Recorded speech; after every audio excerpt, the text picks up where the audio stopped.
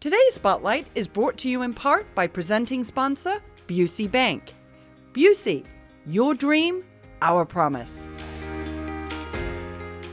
Welcome to Spotlight. I'm your host, Jane Wernette, and today I'm joined by three local nonprofits, the Naperville Noon Lions, Nami DuPage, and Lizzy's Fund.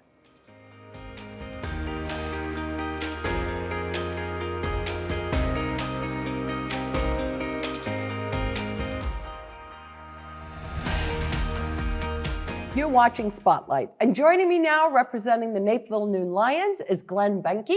So good to have you here on the show, Glenn. Well, glad to be here, Jane. Yeah, so we're gonna get started with a question that I know you can't wait to answer for me, which is, how did you get involved in the Naperville Noon Lions? Well, I was working at North Central College, maintenance at the field house. Club's coming in because they're hosting their turkey trot, which is coming up Thanksgiving morning. And they came in and nice people. Well, they told me what they wanted. We had it all set up, and they're kind of going, wow. And they just had to hang some signs that go, we get to go. We got it all. Wonderful thing. Hal Wilde, the former president of the university, college, he says, Glenn, you should join the Lions Club. He was a member too. He says, I'll pay for it. And I said, Hal, I can pay for my own lunches. I mean, they were nice people. So, I mean, the president says I should join. So You joined. I joined, and he wanted to pay for my membership. And I said, don't worry about it. Not like I was making great money, you know, but still, I just felt like, look, and you know, it was just been wonderful. Just wonderful people and Really nice. It's just great. That's a great story. That's a great story. So tell us what the Noon Lions do. What's it all about? What's the club all about? All right. Well, Lions International, if you've heard of Helen Keller, we were just a gentleman's men's club started in Chicago. 1925, Helen Keller comes and says, would the Lions be Knights of the Blind? Challenges us, like, you guys are just meeting to, you know, hey, go out for lunch, smoke cigars, probably in 1925. and so Lions go for hearing and sight things. That's our number one thing, and it's expanded to some childhood care and some cancer stuff, and even some world hunger and those kind of things. And our club gets together, we're men and women, and we meet every Tuesday, and we just get at Aurelio's restaurant. You can find it on our website with all that kind of information. But we meet, usually we'll have someone come in and talk to us about what they're doing with their charitable arm, and we have a nice lunch, some fellowship. It's just fun, and we do good works in the community. Okay, well that sounds good. So let's talk about some of those good works that you do. All right, so what we're doing firsthand, which I think is just terrific, is the nurses in 203 and 204, they'll get a kid on a vision screening or a hearing test and say, that guy didn't do well. And that person, the school knows that perhaps that family doesn't have the money to do that, and they'll give us a call and say, so-and-so looks like they need a vision exam or a hearing exam, and we will set that up with our providers, and they will serve about 200 people like that. And That's awesome. It's just terrific, because there's a kid whose family can't afford to get them the vision care they need. We step in and do that, and it's a real nice working with the districts in Naperville. That's great. We also like the YMCA after-school program. Takes care of kids when the parents are still working. We love that. Loaves and Fishes, we love working with them. All kinds of things. Most of the money stays local. Mm-hmm. Occasionally there'll be some relief for, you know, overseas or something like that, but the majority of it stays just local in Naperville. That's where the Naperville Noon Lions that comes in. Charity at home. Yeah. Yeah, that's great. And I think, you know, and it's so important, right? I mean, the whole vision and hearing thing for a child in school. If you can't see the blackboard or see the computer screen, I'm aging myself by saying the blackboard, but if you can't see, right? But if you can't see, you know, the computer screen, or you can't quite hear what the teacher's saying, that can really impact your learning. And it has nothing to do with how smart you are. It just has to do with whether you can see or hear well, right? Yeah. I was in 5th grade when I didn't know I couldn't see the board. And I remember going for a Boy Scout badge, and they showed you how to wire something on a board up there. So it's just taking taking your pencil. I couldn't see anything. And what I gave that guy who was going to judge me Lord knows what it was, because I couldn't see anything. And luckily, my mom must have said, get him in there, and glasses were mine. Now I've got contacts, but we move on from there. But absolutely. So now, critical. I mean, obviously you're working with providers, local providers who partner with you to give that service. Sure. How do you raise the money, Glenn? What are some of the ways that you fundraise to pay for those kinds of things? We do all kinds of fun things. Our biggest one is the turkey trot that's coming up Thanksgiving morning. So we'll get 6,000 runners out there. And you think, oh, this is a big race. No. I mean, the first 100, 200 people, they're running really hard. And then you see the rest, there's people just walking. I've been one of those fast guys timing myself. No one ever asks me who won the race. We're happy that the person ran and they run really fast, but you see the rest of the people. And a little kid this big, he's just running along in a big winter coat. Usually it's always a little colder than I'd like. I'm always going for that 50 or 60 degree Thanksgiving morning. Yeah, but not so much. But it's great to get, they're all from around the area. It's Thanksgiving morning. Mm-hmm. No one's coming from 200 miles unless your mom lives here or you're going to the party is here. So they're all people who came to Naperville or live here. And then when they finished the race, they said, hey, I ran a 5K, let's go home. And now Thanksgiving can really start, but we got our exercise. I just love seeing all those people coming out. Yeah, and you have it's a very well-run race, and you have, just a tremendous amount of volunteer help with that too. Right? And we also have candy days where we're out having mints and people roll down their windows and give us some change. Without the toll, everyone's got the tollway monitor. We used to get a lot more change. Now people say, and that's okay. And even they'll say, well, I don't have anything. It's like, well, just remember the Lions and think well of us. Okay. And we've been at the concerts in the park, mm-hmm. and we've sold baked goods there. That's a lot of fun, and we're the kind of group that we're just having fun. So really, Glenn, in so many ways, you really are about service, and then you're about that sort of social fellowship, right? Oh yeah. I mean, these are dear friends of mine. I mean, geez. I mean, it's like, we're not taking attendance because well, geez, I don't want to miss that. I'm not setting anything in the way because I like talking with this person or that person in the club, and whether they're a retired, dentist or optometrist, a businessman who's in town because it's at noon. So if more people are working from home and they can come too. So if anybody would like to join us, see our website and welcome you, because it's just fun. It isn't a drudge. If it's a drudge for you, you don't do that. Well, you don't do that part. Yeah. I've got another person. She's wonderful at was an accountant type. So for the turkey trot, she takes care of all that. Gives a wonderful report to me. That's terrific. I'm more a guy. I move tables and chairs and put up signs, and that's what I do best. Okay. Other people do it. I've got a volunteer guy. We're looking for 300 volunteers for the turkey trot. So you can go on and give us a call, look up our site and come for that. Or join the race. And when I say race, you can come and walk it. It's okay. Most people do, and they're just having fun. People tailgate. It's just fun and great to see those people out exercising on a day known for overeating and laying around and watching football. But we start it with a 5K. Start out feeling good, right? I think so. There you go. I certainly love it. Lots to be thankful for with the Naperville Noon Lions. So thank you, Glenn. We really appreciate you stopping by. All right. Thank you. And if you're interested in learning more about the Naperville Noon Lions or get involved in the turkey trot that's coming up, please go and visit their website. We're going to take a quick break, but stay tuned. We're coming right back with more Spotlight.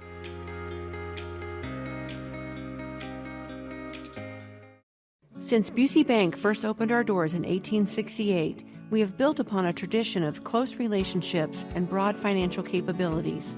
Our experienced team provides the highest level of personalized service to ensure we accomplish your goals, simplifying your wealth management and business lending needs and ensuring a legacy for generations. Building business, growing wealth since 1868. Member FDIC.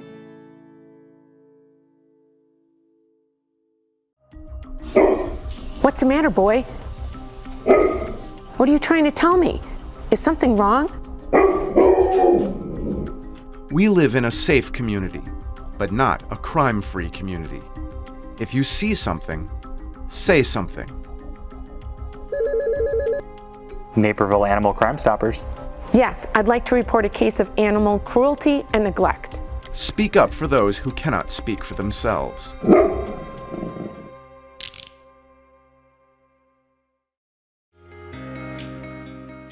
If you're just tuning in, you're watching Spotlight. I'm your host, Jane Wernette, and joining me now from Nami DuPage is Geri Kerger. So always good to have you with us, Geri. Always nice to be here, Jane. Yeah, talk about Nami. What is it?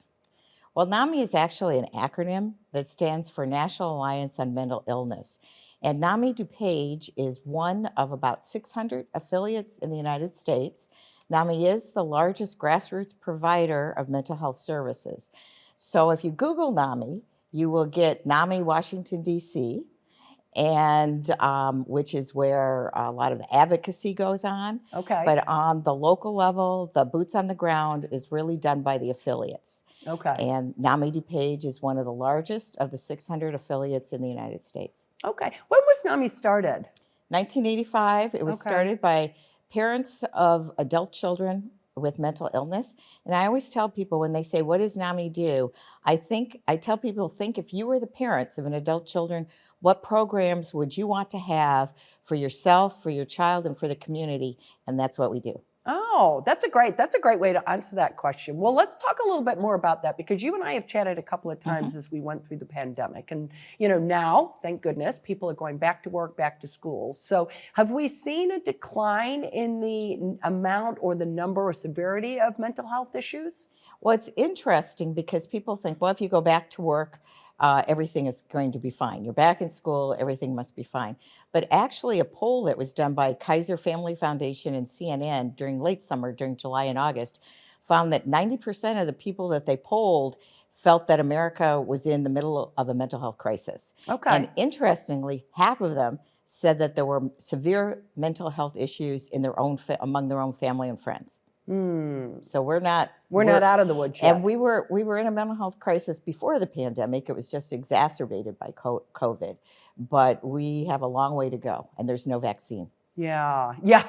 That's not something you can solve. And do you think, Geri, is part of it, is it an increase in the amount, or is it also an increase in the awareness or the sensitivity to it? Well, definitely the awareness has increased. People, and I think if there's a silver lining to COVID, it's that you had celebrities and well-respected people come out and say, I don't feel right. I feel depressed. I feel anxious. We are now seeing celebrity stars, Meghan Markle, movie stars coming out and saying, something's not right. I'm anxious or I'm depressed. And by people doing that, it sort of gives other people permission, if you will, to say, well, I don't feel good either, and that must be okay. And that's really the whole idea, the whole concept behind NAMI is one of lived experience. So it's people helping each other.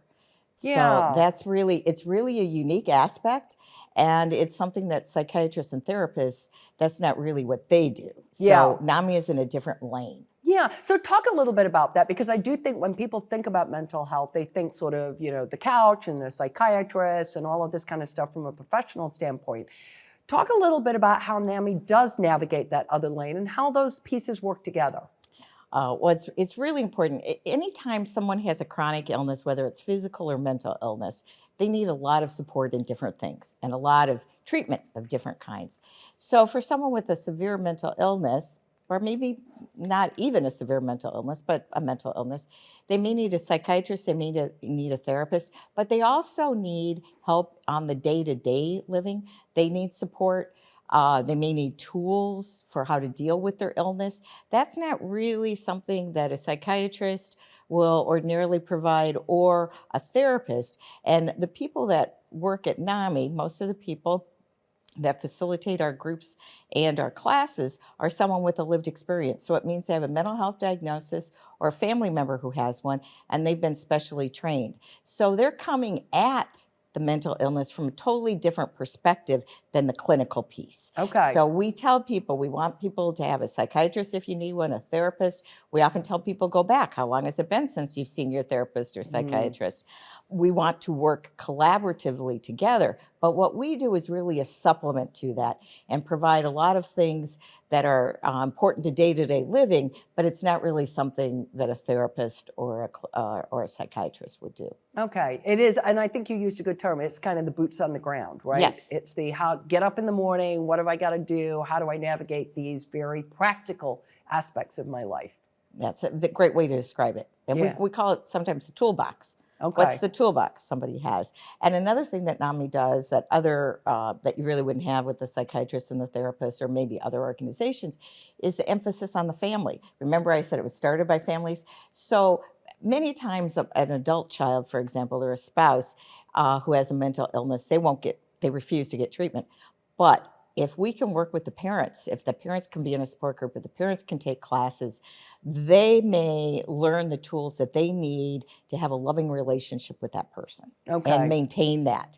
Even though it's not easy, they may develop those skills. They develop boundaries and techniques so that they can remain with that person in a loving relationship. Okay, yeah, and I think that's interesting, right? Because, much like a physical illness, it doesn't just impact you as the person, it impacts the other people that are around you and in your life, right? Absolutely.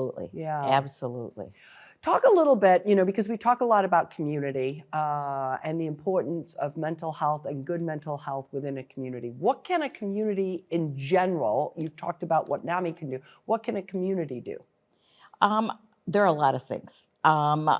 In our area, we're very fortunate that there's a lot more awareness of mental illness than maybe there are in some other communities. But communities can be advocates. Individuals can be advocates for themselves and for their families, but they can also be advocates in the community. They can ask for for mental health programs in school, mental health and substance use programs. If you don't have one in your school, and Nami DuPage has Ending the Silence program that was developed at Nami DuPage and is now used at NAMI affiliates across the entire country. If it's not in your school, for middle school and high school, ask and see if it can be. You can also support mental health initiatives. There's a referendum right now that's going on about supporting mental health. It's a small tax increase. I live in Milton Township. Mine was $20. And so you can do things that are not momentous or monumental, but that really help. Mm-hmm. So you can volunteer occasionally for nonprofits. We need lots of help for different things. You can be just that advocate that goes into the school and says, we need programs here. We need more support. We need another school social worker. Whatever it is, supporting the 708 boards. That's a wonderful way because they are really going to be strong advocates for mental health and substance use in our communities. So there are so many ways that people can do that, but I think it starts within because you have to be an advocate yourself for your own mental health, and that's how you advocate for others. And you have to, and really a very important piece of this is to destigmatize mental illness. Yeah. So if people are impacted by it, telling your story gives hope for recovery for other people, and it enables them to get the help they need. And remember, if you know someone with a mental illness or think they're struggling, talk to them. And don't just say, how are you, fine? Continue on, talk to them. If they need help, keep going until you find the right source of your help. There's lots of therapists out there. Not everyone's going to be a match for you. Right. So keep going till you get the right kind of help. And remember, NAMI's a phone call away. Nami DuPage, call Nami DuPage, and we'll try to, direct you to resources in our community because mental health is so important in our communities. Absolutely. Well, and we thank you for what Nami DuPage is doing. It's such important work. And I think, what you just talked about in terms of everybody, if everybody steps up and does a little bit, right, it's that cumulative effect into the community. It really is. And that's what you need. Yeah. That's what you need. And that will encourage people to get the help that they need because so many people don't. Half of people that are mentally ill never receive treatment. Yeah, that's a frightening number, right? Mm-hmm. Geri, thanks as always for stopping by. We always appreciate it. Oh, thank you so much. And to find out more about Nami DuPage, please go and visit their website.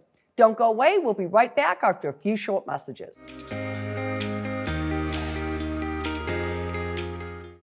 Since Busey Bank first opened our doors in 1868, we have built upon a tradition of close relationships and broad financial capabilities. Our experienced team provides the highest level of personalized service to ensure we accomplish your goals, simplifying your wealth management and business lending needs and ensuring a legacy for generations. Building business, growing wealth since 1868. Member FDIC. Rise and shine with The Morning Show, presented by NCTV 17. Join host Stephen Holt, NBC5 news anchor and now Naperville resident, for continental breakfast and 1 hour of live television on Thursday, November 17th at 7:30 a.m. at the Chicago Marriott of Naperville. Proceeds benefit Naperville Community Television. For more information, including tickets and sponsorship opportunities, visit nctv17.org. Welcome back to Spotlight. And joining me now from Lizzy's Fund are Bernie Slupik, Gail Diedrichson, and Pixie. So we're going to get to Pixie in a few minutes and talk a little bit more about her. But Bernie, let's start out with Lizzy's Fund. What is it and how did it start? Lizzy's Fund, we're very proud to say, is 10 years old. It's their 10th anniversary this year. Congrats. It was started to be named after a little 4-pound Chihuahua named Lizzy, who started the whole thing. She experienced some injury at age 9, and because she had significant heart issues, 2 different vets suggested that the kind thing would be to put her down because she could not walk any longer. At that time, this was years ago, her family didn't know about alternative medicine, but they didn't give up on her. And they tried and finally found something that worked. And within a week, she was standing and walking.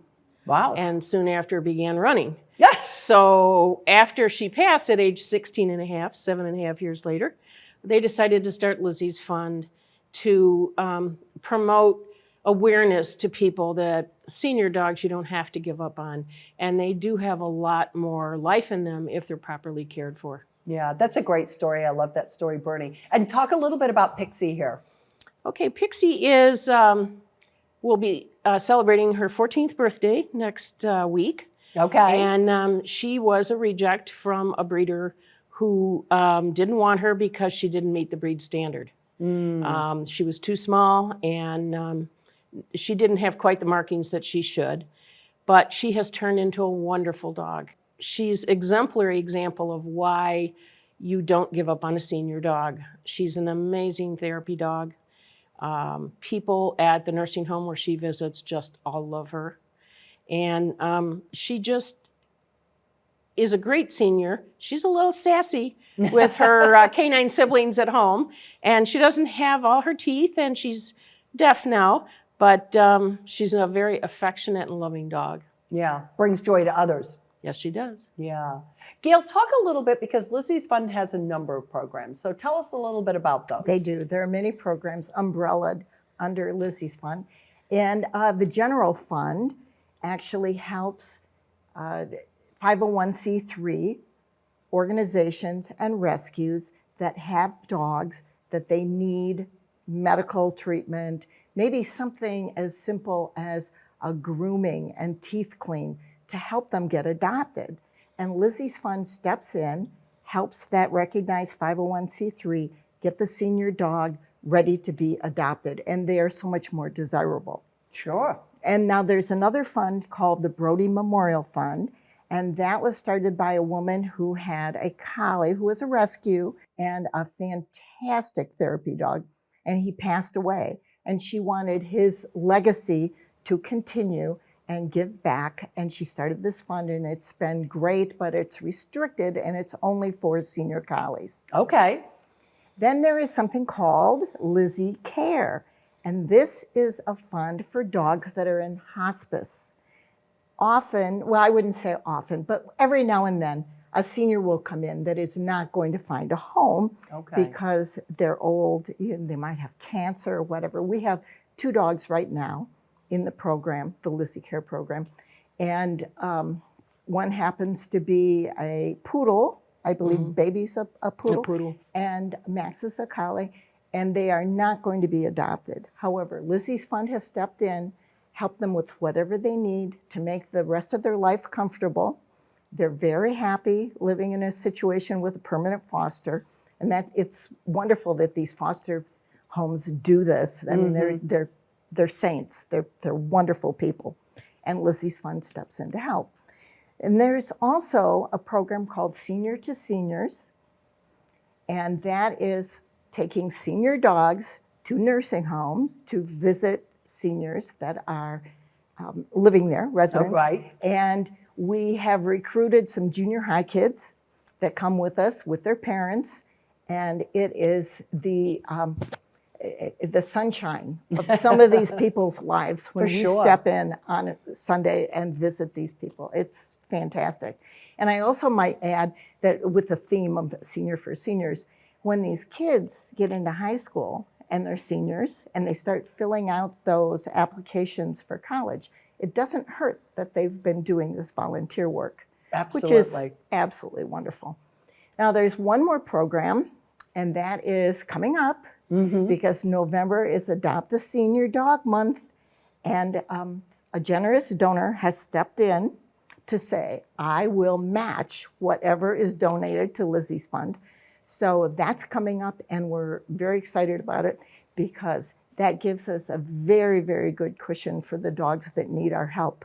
That's wonderful. So there are many ways that we help. Yeah, We also absolutely. do the adoption fees.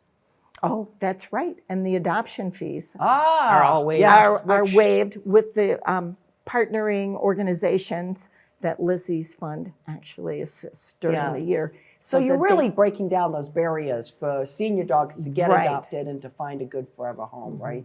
always Yeah. the best opportunity. We try to afford them. That's wonderful.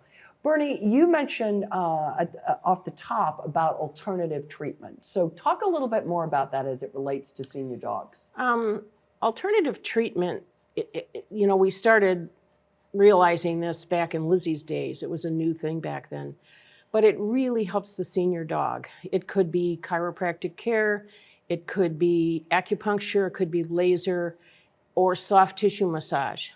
And a lot of dogs benefit by this because perhaps they haven't been in the best of situation and they need some work to get them to be able to move around like they should. Pixie was a perfect example of alternative care in that about a year ago she stopped eating and she lost a lot of weight. And we thought for sure she was a goner. Ended up, they ran all sorts of labs and tests. They couldn't figure out what was wrong.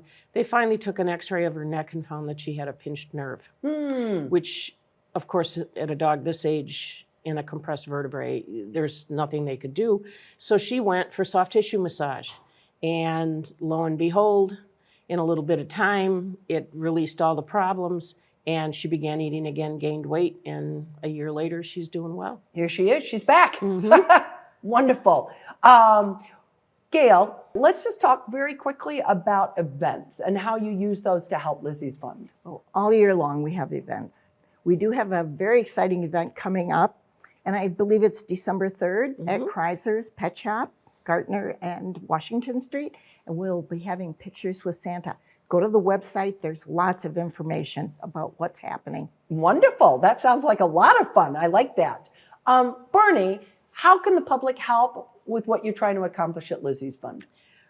They can go to our website. They can make a donation there. We're always grateful for any donation. They can write a check and send it to the address on the website. We want people to realize that senior dogs are a treasure and that you get so much out of them. You know what you're getting. They're housebroken. Their temperament is established. You know exactly what you're getting. And we just want people to realize what a gift they are. But to a senior dog, every day is a gift. I love that. I love that. And that's true. Senior dogs, senior people. Same thing, right? That's so true. All the kids and the puppies are cute, but lots of value as one ages. So thank you so much for stopping by. We appreciate it. And if you would like more information about Lizzy's Fund, please go and visit their website.